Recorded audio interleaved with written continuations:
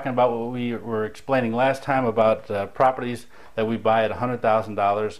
We put an $80,000 loan on it, so we have 20% equity, and then we carry that forward to 2020. We're going to hold it for 10 years, and that we're assuming a 7% inflation rate, which is pretty reasonable. There actually, if you take a look at shadow stats, that possibly even could have 7% inflation right now.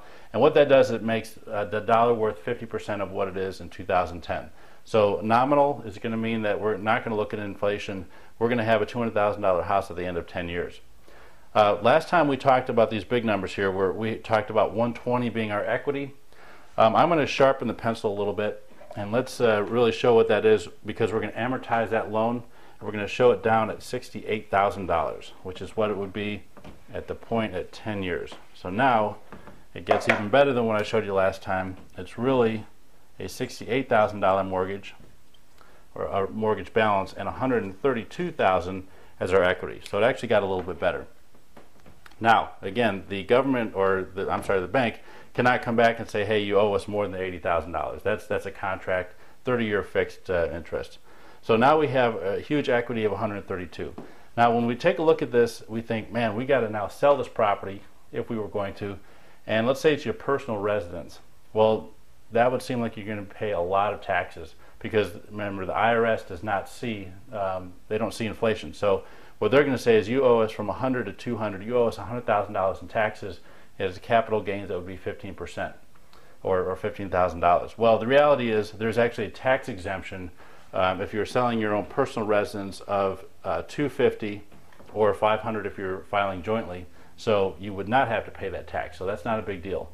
Now, if this is an investment property, you would have to pay that, except if you want to do a 1031 exchange. I don't want to go into a huge amount of detail, but Dave Rossi and I saw this in Phoenix, where we had properties go up almost twice what we paid for them. That was due to appreciation, not inflation, but still same result. We were facing huge taxes. We decided to do a 1031 exchange. We paid no taxes. We took took the money and the debt, and we brought it to Syracuse and bought houses there. That's for another video, but you can get past that interest. The taxes on those capital gains, so not a big deal.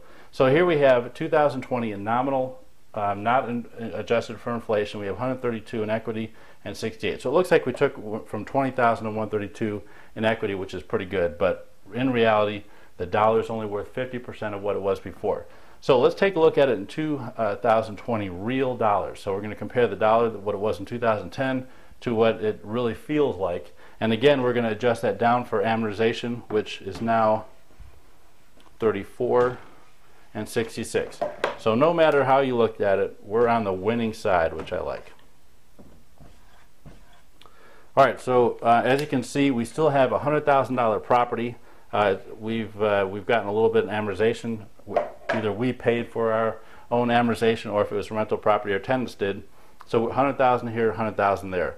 Now, again, the taxes, though, that are paid on these are paid in nominal. And so, unfortunately, we do have to pay those taxes. But here's the beauty of it, is that we went from a $68,000 mortgage, not only worth half as much, 34, we do not have to pay the difference in equity of 20,000 to 66. That is non-taxable, because, again, the IRS does not see inflation. Now, again, I want to sharpen the pencil a little bit and talk to you a little bit about what happens when we put a mortgage on, and even see how that affects our monthly payments, which is great. I'm assuming now that you have, let's say this is a personal residence, that you have a job, let's say government. We have a lot of government guys probably seeing this, or civil service, or even airline guys that have some sort of a cost of living adjustment, or COLA. So I'm assuming that you're not getting promoted. You're only seeing this 7% inflation in your own wages, which is the reality. So remember, when you qualified for this mortgage, you had to show them that you had a income that was not going to be too low compared to the monthly payment on this mortgage. So in other words, you had to have a debt to income ratio that was acceptable. So when you really look at it, your mortgage is some percentage of what you make every month. So let's take a look at what we have. If you got a 6% mortgage, which right now is actually achievable for investors. If you're buying this for your personal residence, you could actually get sub 5%. Amazing. Let's actually go off the beaten track on that a little bit. The reason why is that the government wants to keep these interest rates low to build the economy and try to inflate this, reinflate this real estate bubble. They're not taking future inflation into account. So, of course, I'm thinking there's got to be some way that we can arbitrage our way through this, and we will. All right, so 6% mortgage, even for an investor, right now that would be $480 per month, and that's only for principal and interest. And because of the way you stretch money out over 30 years, you're looking at $400 for interest and $80 a month at the very beginning of principal. So interest is $400, principal is $80. Let's also take a look at the fact that you can deduct, and we're going to put ourselves in a 33% tax bracket because you have state and FICA, or state and federal. So let's say that 400 interest, actually 1/3 of that's going to come back to us at tax time. So let's bring that 480 down here. When you take a look at the taxes, that's really down to $350 a month. Again, you don't see that until tax time. So let's continue talking about the 480, but remember that's really out of your pocket. When you take a look at the whole year, it's really only $350. So that is some percentage of your wage. Now let's bring that forward now to 2020, when the dollar's worth exactly half of that. Well, now it is a much lower percentage of your wage because your wage has been going up at 7% a year. So now you're really looking at paying $240 a month 10 years from then, if you're taking a look at how it feels to you in 2010 dollars.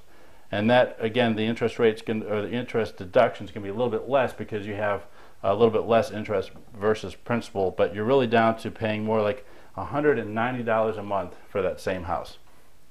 Now, if you are an investor, it gets even better because you can not only deduct the interest, but also the taxes, also the insurance, and also any maintenance.